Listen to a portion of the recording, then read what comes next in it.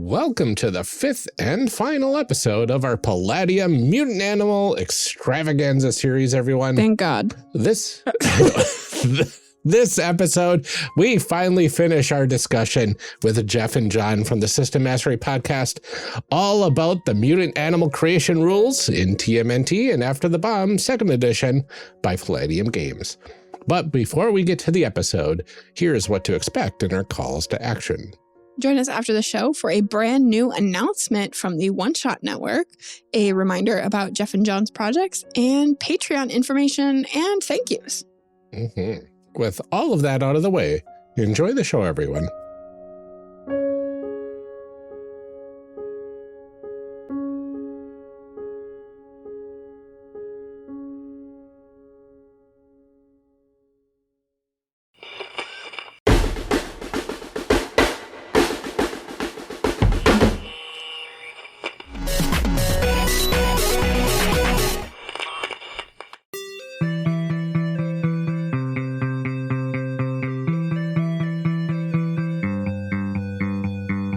On the last episode of Character Creation Cast, we learned a bit more about Jef and Jon and started discussing what we thought about the character creation process in these games. We're picking up right where we left off last time. Enjoy. But I mean, getting back to the question, you get all these little nitpicky bonuses that add upon each other and kind of stack upon each other until you get this number in the end. And that is effectively how the game plays, is roll some dice and add bonuses here and there. Okay. Oh, yeah. So you have to keep track of what all of these things add bonuses. Yeah. To. Because you get 5 or 6 different sources for plus to roll with punch, fall, or impact. Now you've got +7 to roll with punch, fall, or impact. And every time you roll with punch, fall, or impact, you add that bonus of +7. Which is super easy to remember. I would ask you, what is that? Yeah. What is rolling with punch, fall, or impact? It's mechanics. Yeah, that's mechanics. But does anyone remember it? For me, I know that is when there are certain effects that you are allowed to roll to see if you take less damage from. Yeah. Which is really saying, okay, I would like to hit this guy. I'm rolling my initiative first. Great. I will spend one of my attacks per melee round to allow me to make an attack. I will roll to strike. He will roll defense because he can make a parry or a dodge attempt. If he does not succeed at that, then I will roll damage to see if it gets over his AR. Then he can roll to see if he takes less damage. Every combat step will take multiple people spending things and rolling at least 2 dice each at different times. So do you have to pause the session? Is one round of combat 2 sessions, 3 sessions, would you say? It's, in my experience, it actually plays fairly fast because you have so little choice to make. But it is, by the same token, still very boring because you're just going to do, I have this one attack that does 2d6 damage and all my other attacks do 1d6 damage. I wonder which one I'll choose. There's no difference between them other than that number. So you're just going to be everyone else around the table is waiting for you, is doing literally nothing, waiting for you to do that. Yes, because there's no reactions in this game other than defensive stuff for the target. So it's not exciting, and it's got way too many dice rolls. Why are there so many books for this? Why? Because it's been around since the mid-'80s. The flavor of the setting, right? Yeah, I know, but that implies that people were buying this. People. Oh yeah, I bought this. People bought this. It's a crunchy theater of the mind sort of combat system. Don't even think about vehicle combat because I don't think anybody knows how that works. Oh, well, I think most people were I know how this works. And we're just running the game, absolutely not doing it rules as written. No, because they're bad. It's much better to just do vehicle combat in this game as you are standing on an open platform that is going 40 miles an hour. That is the stage of this combat. Oh, no, I mean normal combat. People were just doing people make up a lot about that. I mean, for a lot of things, you have to spend one of your attacks per round to defend. Yeah. Most people ended up being no, you can just defend. We don't care. You just roll a d20 against my d20 and we'll see if I hit. Unless you're playing a system where some of the classes are better because they have that function. In Rift, the Juicer has auto dodge, which lets them do dodging without spending a melee attack per round or attack per melee round, which is insanely huge. Yeah. Which is different than the automatic dodge you get from one of the superpowers in Heroes Unlimited, which you have to spend a melee attack to use, but it automatically Do you want me to quit this podcast? I will say we're talking character creation for the feel of the game, making your character when you are making your animal and you look at the animal and the animal powers you have, and especially if you spend BioE to be like, oh, I'm a camel, I have spit that I can do at someone and I'm going to buy that, or I'm going to buy the ability to go without water. Like, that at least is sort of a reinforcing to the feel of what you're doing. Like, at least that feels more, oh, this informs what my character does. Because if I spent points on spitting at people, now that informs what type of thing I'm doing. Whereas if I didn't, I'm a different type of camel. Very much. Yeah. Yeah. I mean, I do get the sense from all of the skills and, like, you know, figuring out which ones get added percentages from what, from where. Like, you do realize that when it comes to playing the game, all of those little bonuses are going to matter, because if the book is taking all that time to point it out and, like, you have to write it all down, and you know, it's like, okay, I can tell that this is going to be a game where I'm doing a lot of, like, little fiddly, finicky it's more than that. I mean, those skills are not designed with good feels in mind. I'm looking at my character's starting skills because my Botticelli here did not roll a high enough IQ to get a bonus from that. And so that means all of them are at their flat range, because the Raised by Bandits skill package I started with didn't provide any additional skill bonuses. So I'm looking at, if I want to conceal something on my person, 20% chance. If I want to be good at streetwise, 20% chance. If I want to locate secret doors, 20% chance. Camouflage, 20% chance. I am terrible at everything, and that is not fun. That does not lead to a fun character where you're like, oh, I'm going into this with the expectation that 80% of the time I will fail at anything you need me to do. Oh, so then what happens, like, in a game where that's what you're doing? Because this isn't, like, recent enough to be like, ooh, let's fail forward. Like, let's, you know, like, what? In my experience playing these old games, you either cheat, and everyone at the table is fine with that. You just go, oh, I'm just boosting all these numbers up because they're bad. Or you just don't roll them. You look in there and you go, oh, concealment is 20%. Like, this game very strongly encouraged me when I was a kid to be like, well, my concealment chance is 20%. But if I just role play hard enough to get to the point where I'm like, well, I'm a turtle, so I hide it carefully within the plastron of my shell. And then I pull my head in just a bit to kind of cap it so you can't see in there. If I can get to the point where the GM goes, yeah, that's actually kind of cool, and forgets to ask for the concealment roll, then success. Okay, so the most fun you can have playing this game is not playing it. Yes. Is what I'm hearing. Yeah. Look, so vindication is what I'm saying. Vindication. In summation, I strongly encourage you to look up Julian Kay's Mutants in the Now, a retro clone of this that fixes a lot of the math. Yeah. Okay. I know it's difficult to figure out flaws in a system. I mean, I would say there are none. Yeah, there's none. It's like a perfect game. Yeah. But if we had to choose, like, maybe the biggest flaw of character creation in this system, specifically after the bomb TMNT sort of realm, what would be probably the biggest flaw? And conversely, what's your favorite part? You know, one of the things that I kind of wish changed up a bit for this is the heavy weighting on the size categories. If you're one of the essentially size 12 or larger base animals in this, you get almost no BioE, or literally no BioE to spend. Yeah, you're supposed to spend down. You have to either get tiny or ruin your stats or take disadvantages in order to get points to do stuff. And it just feels like, man, you could have just gone, hey, if you're big, that's great. Here's some BioE to spend just specifically on, like, the animal things you should have. Like the fact that as a camel, I have to spend like 10 BioE to be able to go like, oh, you can go for a while without water. I'm like, why is that a thing I have to spend BioE on when you give me 0 to start with? Yeah.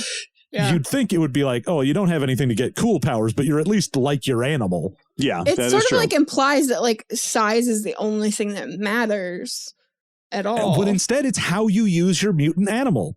Right. Mm-hmm. Right. I mean, I think it's ridiculous that like as a dog, I had to pay points to be able to dig. Yeah. Like, No, that's a lot of things. Like, you know, you have like a badger and they have to pay for digging or claws. And you're like, you're a badger. You should have that. That's just a thing you should have. Yeah. Plus that one voice. I'm a badger. That's the one. Yeah, I love the way mean, you equivocated on that too. That you're like one tiny thing that I like mean, it's maybe just, I you know, would, a nitpick. I would quibble with maybe, and it's like the main like. Oh, yeah. No, I would say that it's a bad choice. for me, you can still buy this book. Like you can go. That's the problem with it, is that you can still buy this I was book. going to. I mean, yes, partially, but I would say you can still go on Amazon today and buy a new copy of Teenage Mutant Ninja Turtles and Other Strangeness. And we are talking 2024. You can buy this 1985 game, and even the game that it was ripping off with its stat math, D&D, with its 3d6, don't drop anything, go down the line. Based on the 1970s D&D, because this came out before second edition, so it's based on first edition. Even that was more permissive. The basic stat rules for first edition, which were not present in the PHP, you had to get them from the DMG, were 4d6, drop lowest to range as desired.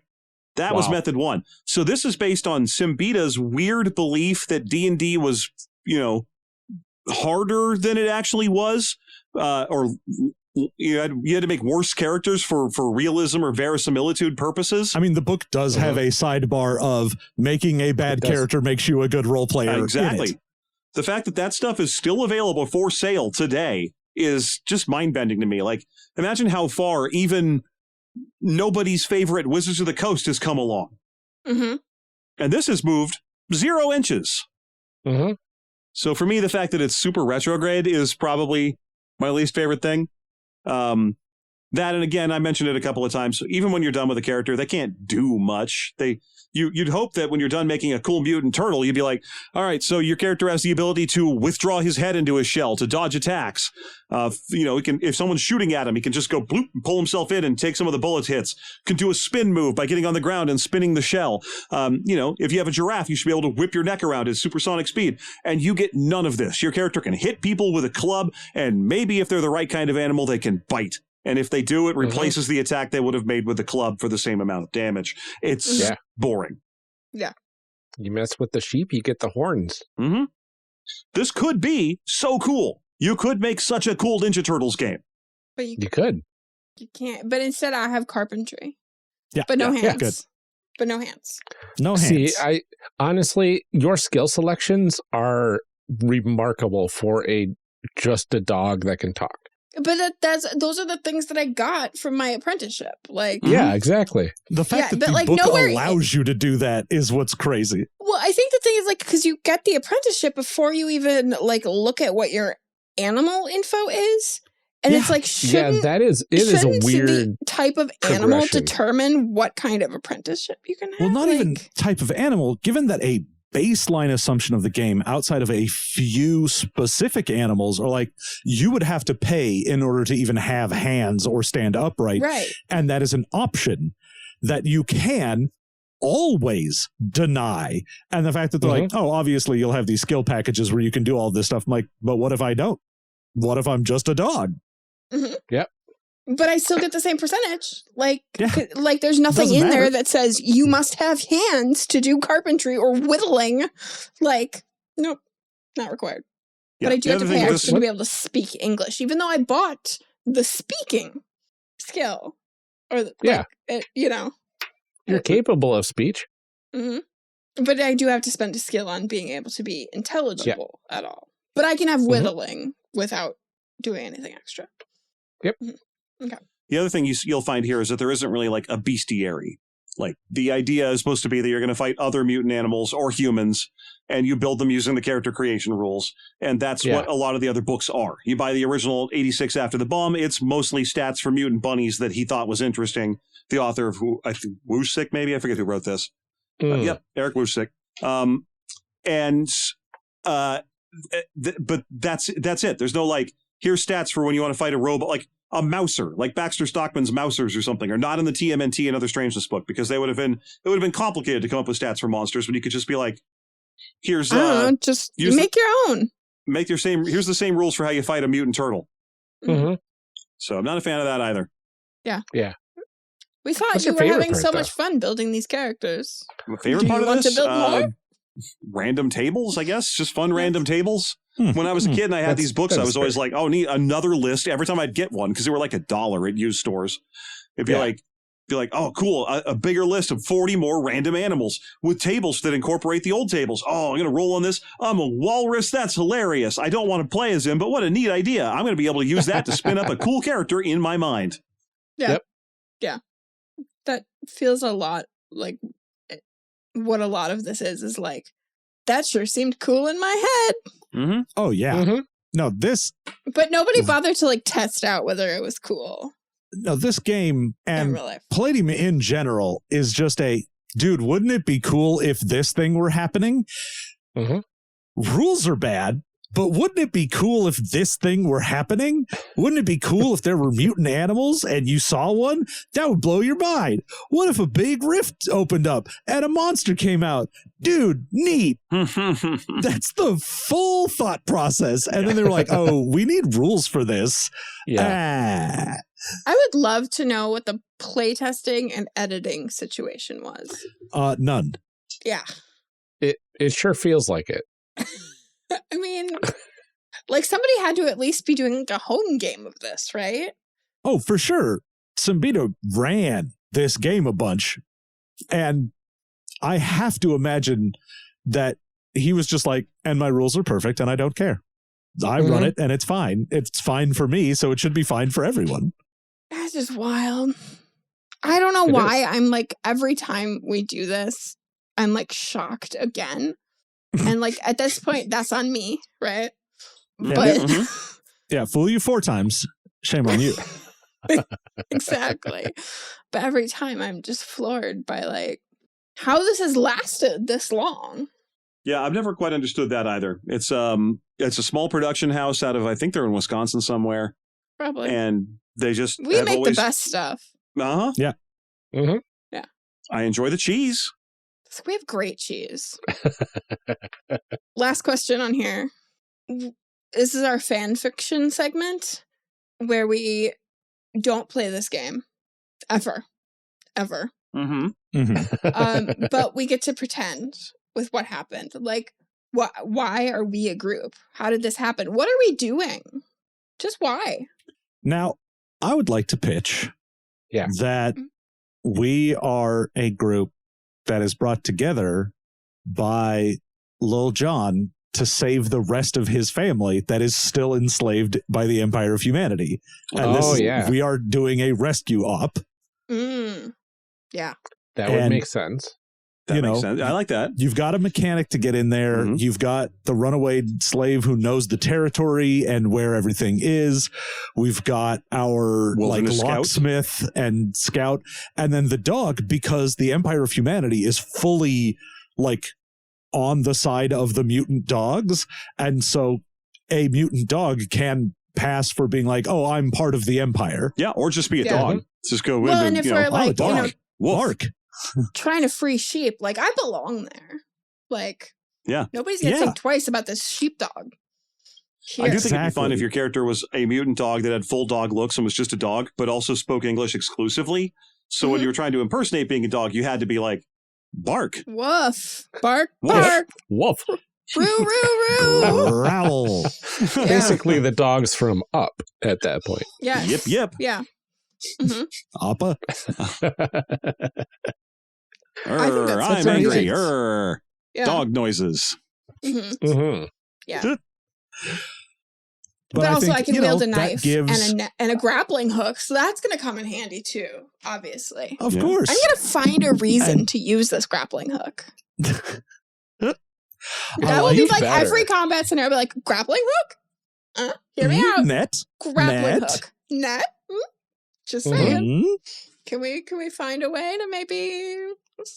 I have climbing too, so I think between the grappling hook and the climbing, I think I've solved this whole scenario. Honestly. Good. The most useful character here. But Well, we got to get into the heart Mhm. yeah, of the it gives a territory, nice right? like scenario as well. Given that I have the whole prey animal mind thing of like trying to overcome my own fear Yeah. and like do the right thing, grow, and not just be sort of like a womanizing crappy camel.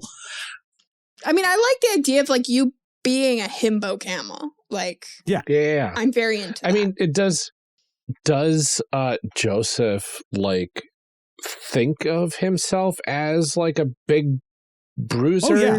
No, because he's in the elite militia, that's like a constant pickup line sort of thing. Like, oh yeah, I'm in the elite militia. Me and the boys, we go out on missions and we're on the front lines.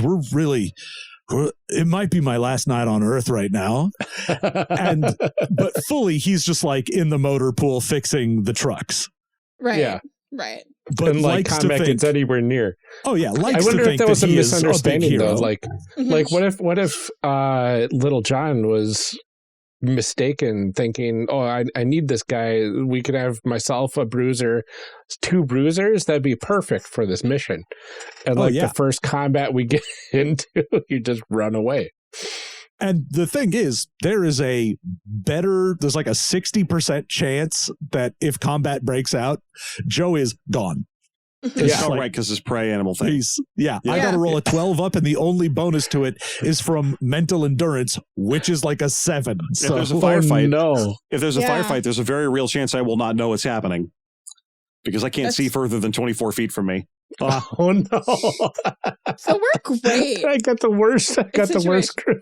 oh yeah, I mean, I've got an assault rifle. I'm pretty good with it, but it would require me to make a pretty decent roll in order to get to the point where I'm willing to shoot it.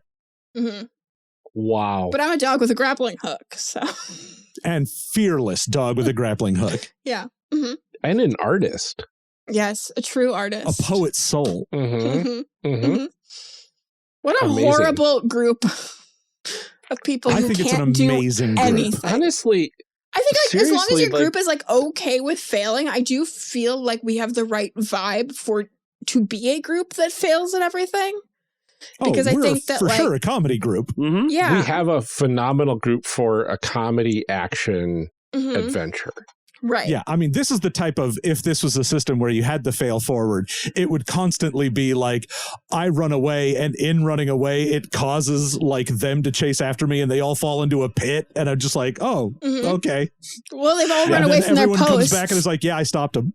Yeah, Are they've we all run the away from their Scooby-Doo posts, and now gang? everything is open, so like we can get in anyway. You can use that grappling because- hook. Yeah, exactly. Any excuse to use my grappling hook. That's so good. Yeah. Like, honestly, in any other system, this group would be a lot of fun to play. Mhm. Sure. Yeah, we built these characters as sentinels or something. Whoo, they'd be great. It's just a hoot. All kinds of neat tricks. I feel like you could say Yeah. that about most anything that we've built in Palladium. I was like, this would be super Yes. fun Yeah, anywhere because else. Palladium I is mean, all about the did idea that. and not the execution. Yes. well, we did that with our Mhm. Marvel ones. Like, then we like put them over in Sentinels, and we had a great time. Mm-hmm. But not here. Not like this. And that's this. Not here. I think the thing that I'm realizing about Palladium is the thing that I've realized about a lot of older games is that, like, the things people love about them are things that people brought to their own tables. Yes. And I feel that way all the time about people in their, like, D&D games. They're like, yeah, we had this great game and we did all this. And I was like, that's awesome. None of that is from D&D. Yeah. Mhm. And this feels very similar. Is that, like, sure, we could tell a great story or whatever, but the game isn't doing any of that for us. No, the Mhm. thing We that are putting in that Palladium work. does is give you a bunch of random tables to make nonsense with. And That's then if true. you take that nonsense and put it into a real game, Right. Yeah. fabulous. That's, 'Cause I mean, really and that's all- true, because all- I don't think we would have built any of this No. Mhm. on our own. Like, you would Right. not have made a camel. That I don't think that would have been your first choice if you weren't No. randomly rolling. Now, Buffalo, maybe. Right. The camel, Right. no. Ridiculous. Yeah. Well, and this is the exact reason why we have this random animal table in our random character like bonus series. That's true. Yeah, we do like a series every so often when we can't find other content where we just take random tables from a bunch of different games and roll on them and try to make something out of it And we do use the random animal tables from Palladium games. Been pretty successful so far. Yeah. But yeah, it's this group. It could be a lot of fun in terms of the story, but like Palladium is a combat simulator, if you want to even call it that, and not a very good one. But I mean that's the crux of the gameplay is combat or skills, and the skills you're going to fail at more often than not. Yeah, I mean, it's why the XP system is like, you succeeded at a skill, you get XP. And they're like, yeah, because it's weird that you did that. So congratulations, here's some XP. Right. Not even we attempting can't believe the skill, that you were just actually succeeding. able to pull something off. That ended up with me and my friends backflipping everywhere. Oh, so you're just to saying get that, like, the bonus because you can 25 use experience. Yeah. It's No. just like, I'm going to backflip over that wall. Sure, roll percentage. You succeed. 25 experience. Oh God, yeah, those tables are the worst. I remember playing that game back when I was a kid and backflipping out of every room we went into just to get the extra 25 XP. And for what? Leveling in this game doesn't even matter. No. Yeah, Wait, you're like, good. wait, I come back. backflipped a million times. I'm level 4. Nothing changed. Okay, actually, that is our next. Well, should we section get into here. our advancement? Yes. Yeah.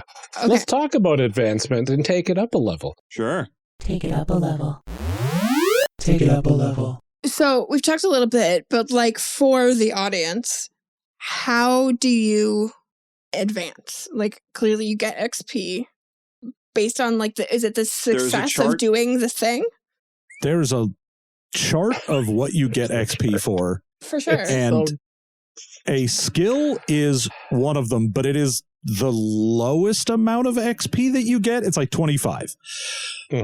Now, a lot of the other things are accomplishing stuff. So it's like, oh, did you actually like complete a mission or do something interesting or save someone? Great, you can get that. Did you come up with a good idea? You get XP for that. Did you have a critical plan of action? You get XP for that. Did you I want to point out none of which is yourself? like in the mechanics of the game.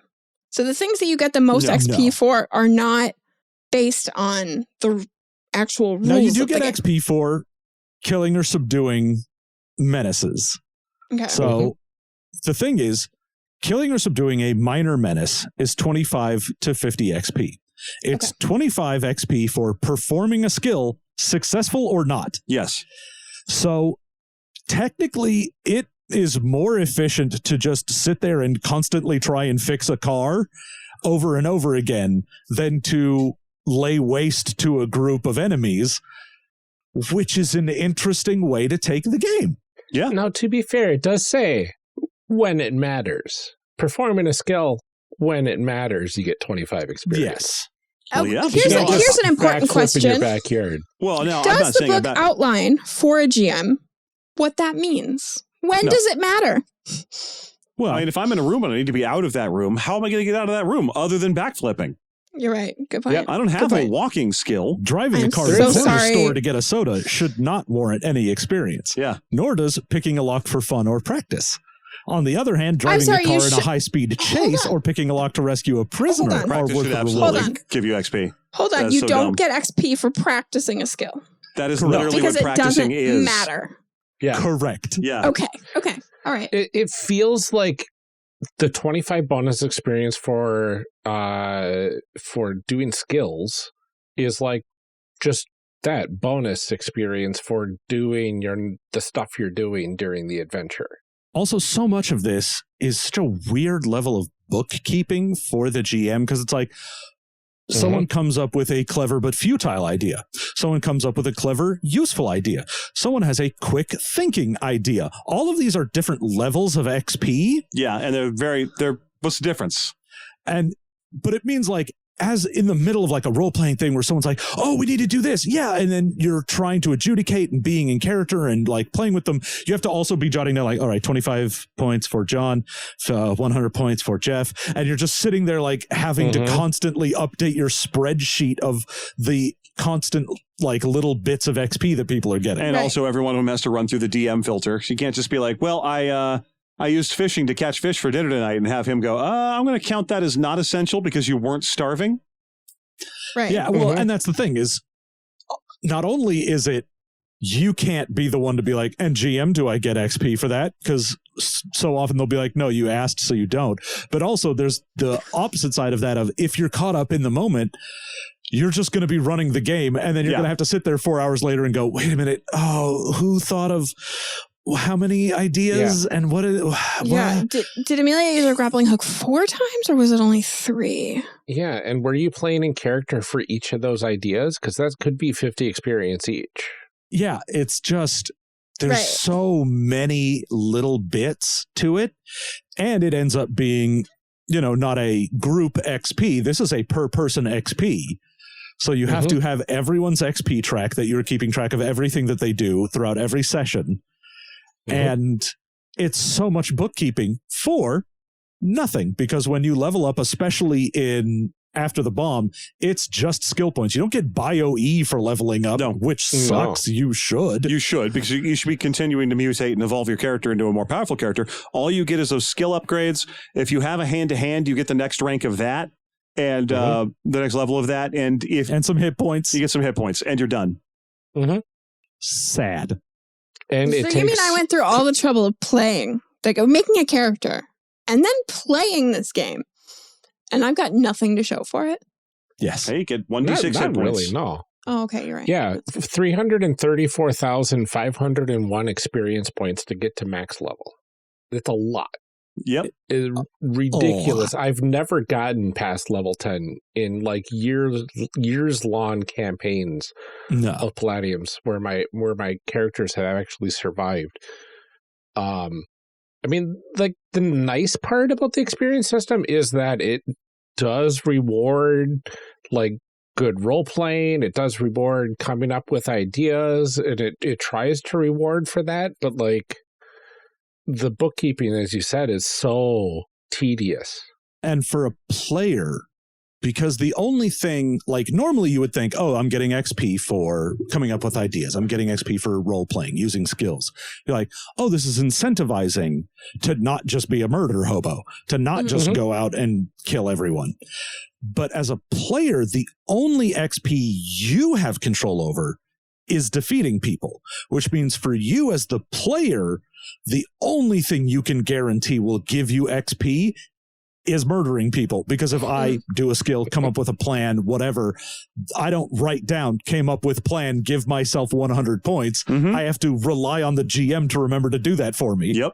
Right. Yep. Well, yeah, and because you don't know, like, whether it was a good plan or a useful plan until after you've played it out, because you don't know what story the GM is trying to tell. Yeah. So, like, I like the idea of the GM having to sit there and determine exactly how long it took for you to come up with that, so they can decide whether or not to give you the quick thinking award. Yep. Yeah. They're like, well, it was a futile plan, but it was a quick futile plan. So, I can come up with so many quick and futile plans. Right. Yeah. I mean, that seems easy. That was like probably the best way to get XP, right? Is to just quickly come up with the stupidest idea you can think of, which is probably the first plan you thought of. Absolutely. I mean, the biggest thing to look forward to leveling up is extra attacks per melee round with your hand-to-hand combat skills. Yeah, the hand-to-hand combat levels at least are like, hey, you got a +1 to hit. At least that mechanically did something.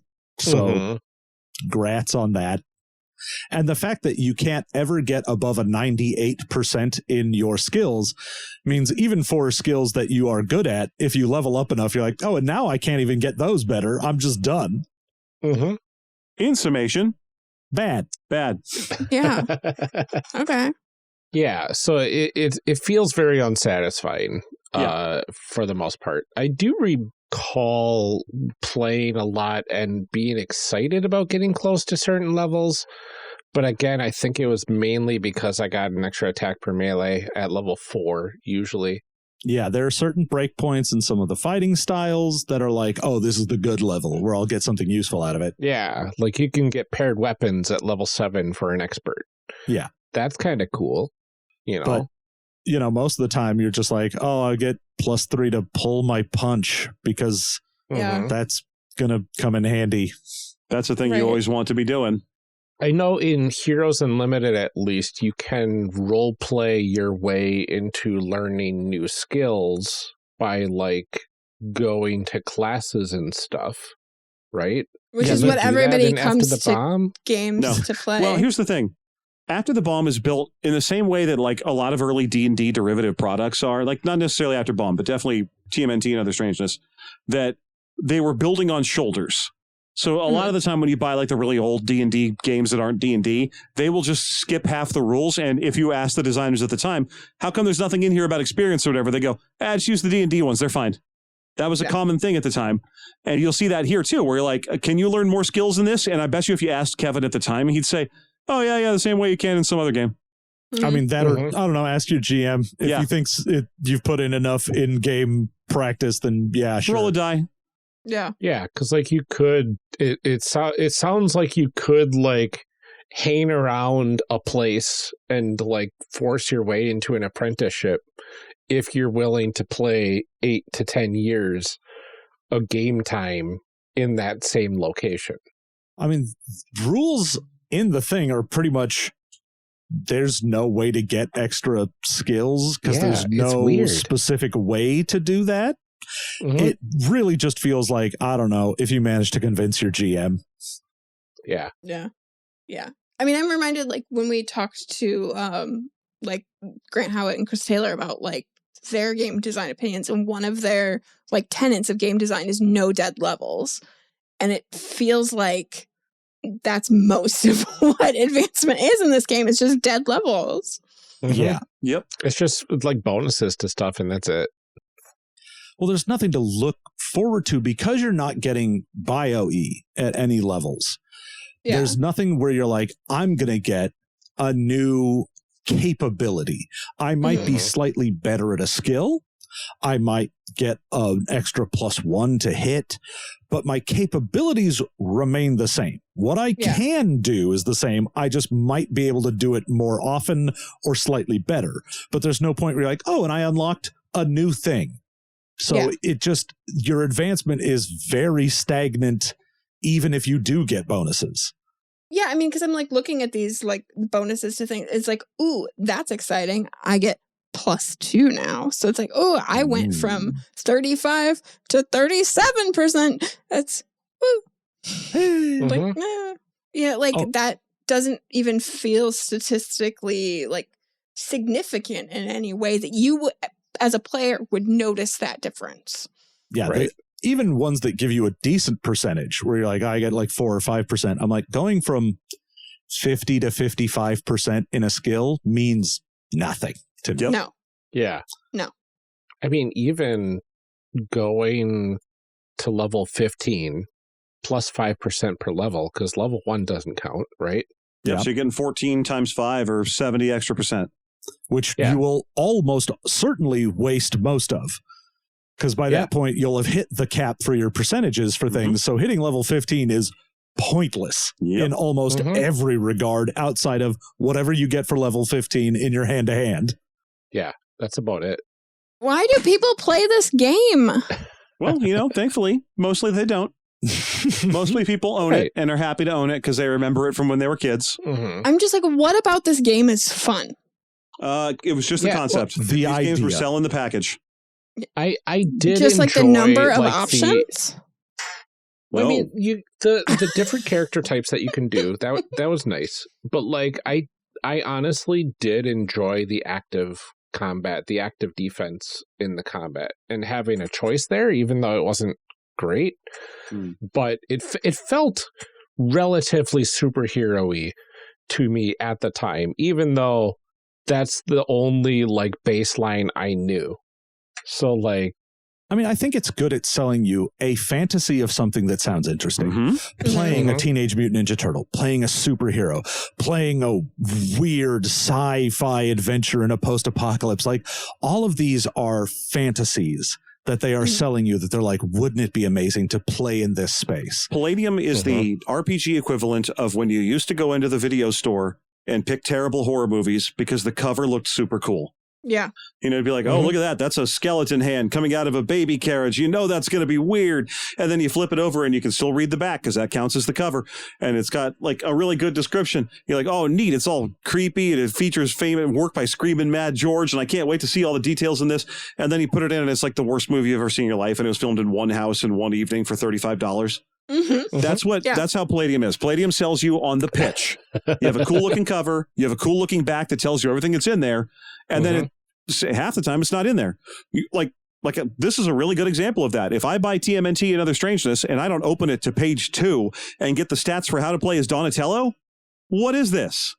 They're on the last pages of the book. Yeah. Well, that's how they get you to read the rest of the book. I guess. That's how they get you. The free breadsticks. Okay, but for real, I'm sold. If Palladium games came with free breadsticks. Oh, yeah. Oh, it does. But you have to play at an Olive Garden. Pretty much. Yeah. Amazing. Well, Jef and Jon, thank you for letting us suffer a little bit through this with us. TMNT After the Bomb, it was an experience. Thanks for having us. Sure is always a pleasure. Oh, yeah. A delight. Can you remind everyone where they can find you online and the sorts of things you have working on? Yeah, go ahead, John. Tell them where they can find us online. And tell them what they've won. Because I was about to just say OnlyFans, and that's not even right. I haven't even launched that yet. Yeah. So coming soon. Announcing it here first. At systemmasterypodcast.com or patreon.com/systemmastery. You can find us, System Mastery, at all of the socials. And of course, you can support our books, the Düngeonmeister series of books. We're all over the place. It's great, and we love it. Yeah, and if you want a book that's from our line, the Düngeonmeister line, it's got an umlaut over the first U. So if you see a Düngeonmeister cookbook without an umlaut, that is someone cheating. They're cheating. We've already started the process. We're coming for you, Kathleen. Uh-oh. Look out, Kathleen. So there you go. That we can find. We've written a number of books. We have a bunch more still coming. We're really excited about a couple of the ones that are coming soon because they're our first real forays into writing official D&D style rules using the OGL.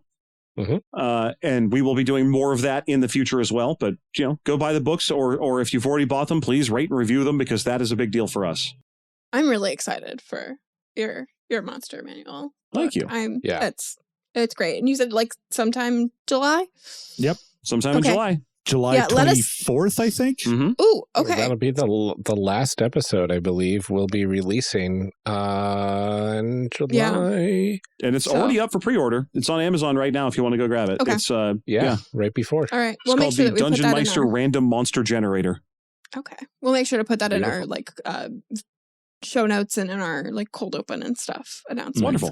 This will be coming out through July, all of July. Absolutely. So, yes. Right.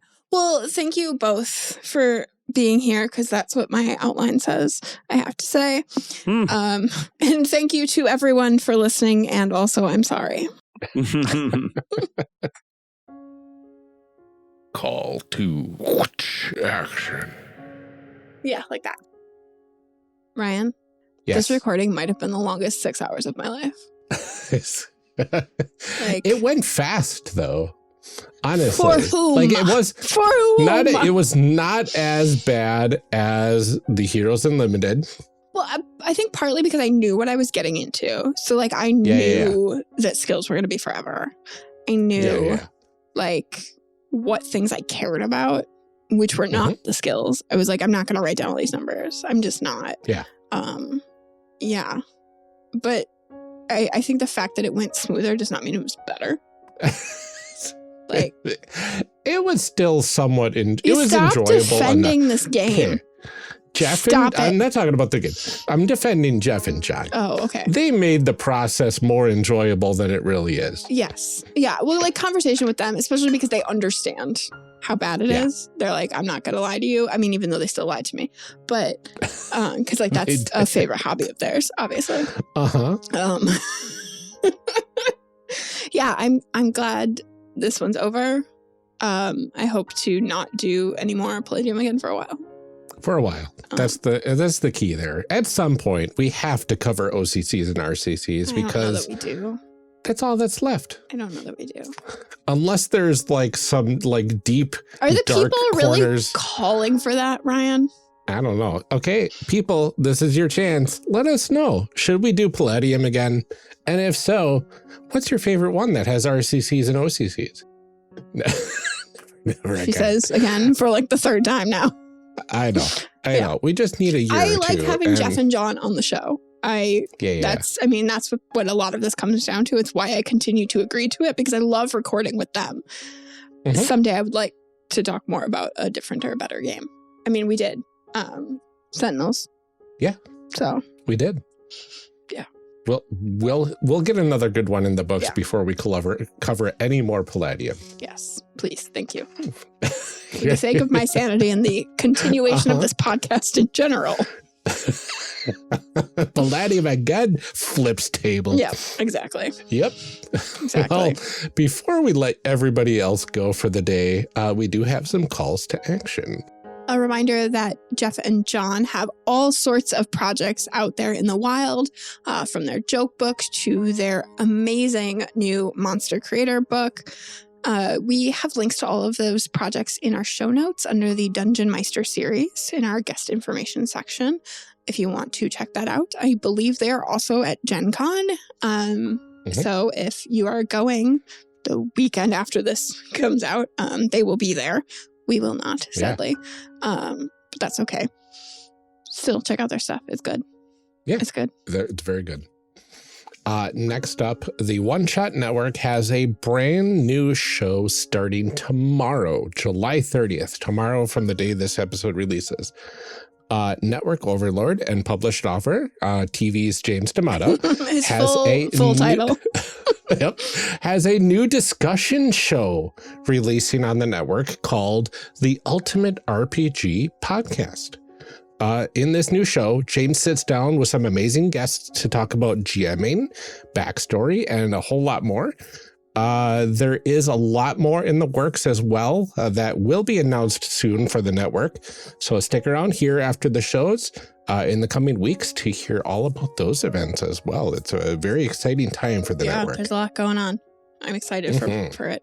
If you like what we're doing here and you want to support our show, you can head over to our Patreon at patreon.com/charactercreationcast and sign up for any of our basic tiers as a free trial. Each level has a ton of great rewards associated with it. You can join our Sticker of the Month Club at $10 to get some custom C3 dice and a personalized thank you note. You could join at the $5 and up level. Those thank you notes are handwritten and handmade by me, Amelia. They're very nice. I think they turned out cute. As well as chit chats every week that we are able to do them. We try to do them every week. The last month or so, we've had some health stuff on my end, but we're back up and running. Those are at the $1 and up level. It's just a weekly kind of friendship meetup between Ryan and I. The most recent, or the upcoming one, I guess, is a lot about the Muppets. So should check that out. A lot of Muppet chatter and Olympic chatter and the overlapping of such events. Exactly.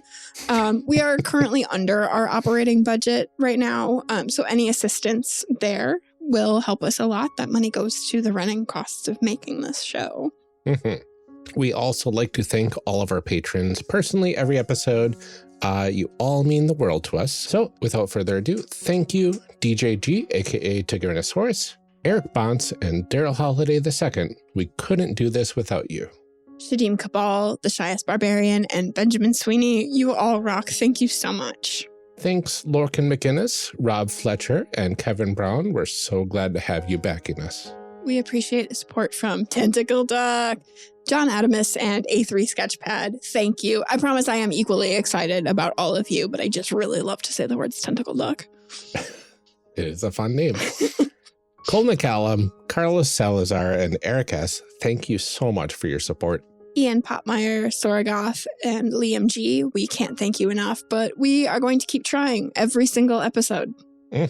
Thank you to Brian Colm, Garden GM, and Tanglefoot. So glad to have you backing us. Blue Kryptonite, Danny, and Nicole Trainer, thank you for your continued support. Liam Murray, Kenning, and Brian Kurtz, thanks for helping us make this show. Mark E. Fair and Drew Owen, thank you. You are amazing. And thank you to all of our future patrons. Your support means the absolute world to us. Every bit of support here helps tremendously, and we are both incredibly grateful to all of you. If you are already supporting the Patreon or can't afford to do so right now, and you still want to show your support for the show, the next best way to do so is to leave a review on Apple Podcasts, Podchaser, Podcast Addict, or even Facebook, and we will read your review right here and thank you personally. That is all we have for today's episode. You, along with me, have all survived the TMNT series, everyone. Next week, we start a brand new series where we are covering a game that I've wanted to talk about for a while, Orbital Blues, with one of the creators, Sam Sleeney. And we get into some phenomenal industry talk throughout that series, too. I'm really excited for everybody to hear that. Absolutely. Until then, take care, everyone. Stay safe, drink some water, and keep making those amazing people. We'll see you next time.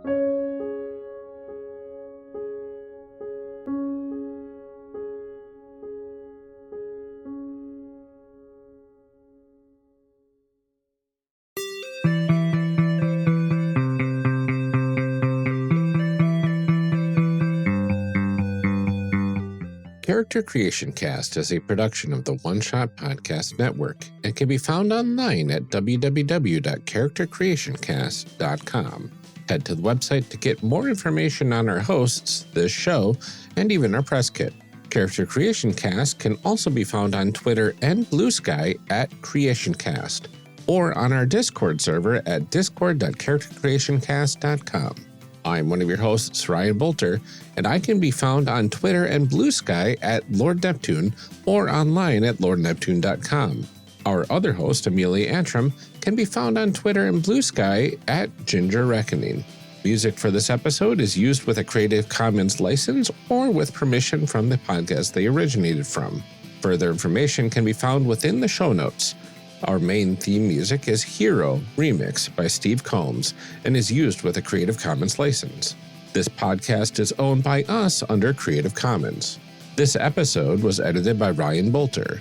Further information for the game systems used and today's guests can also be found in the show notes. If you'd like to support our show, find us on Patreon. Get access to bonus episodes, exclusive merch, and much more at patreon.com/charactercreationcast. Thanks for joining us. And remember, we find that the best part of any role-playing game is character creation. So go out there and create some amazing people. We'll see you next time.